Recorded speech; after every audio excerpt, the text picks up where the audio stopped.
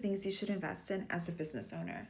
Number one, definitely invest in a good camera. This sounds silly, but you also don't want to be paying when you just start thousands of dollars to photographers, videographers, and although I admire and I love amazing quality, I think that that's a skill that you could pick up yourself. You may be a little bit of an amateur, but this will save you money. At the beginning stages of your business, you cannot be spending a lot of money unless you have a crazy budget, but most people don't. So you want to invest in a camera.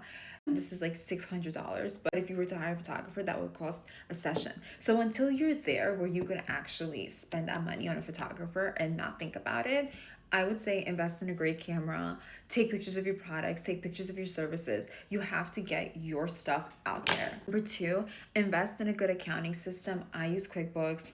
I love reconciling. I love doing finance. So for me, I was able to pick up that skill easily because I studied in college. But even if you didn't, QuickBooks kind of makes it easy that you could just pick it up. I think having an organized financial viewpoint in the beginning of your business is extremely important. QuickBooks, I believe, is like the basic membership is $11 a month. You need it. You need to have something that you could organize your expenses. You could overlook like how much you're spending, how much money you have. Very important. You want to also open up a new bank account. So you don't want to use your personal bank account. I would recommend opening up a new bank account, a business bank account that you just use primarily for business. What tends to happen if you use personal and business, it's going to get confusing. And when tax season comes around, it's going to be a headache. So I just recommend separating the two different bank accounts, two different credit cards, personal business. It should be much easier. You should never mix the two. It just becomes really like a thin line, and I would never recommend that. Number three, I would recommend putting some money aside to go to events and trade shows that happen in your area, in the industry that you are in.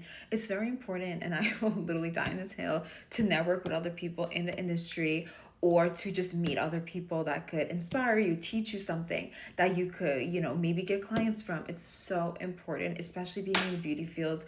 We go to so many shows, so many conferences, and honestly, every conference something happened from it. Like there was never a conference I went to and I did not make a connection that helped me in the future.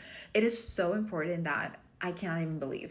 A lot of the trade shows in my industry and conferences, trade shows are free. The conferences you do pay for.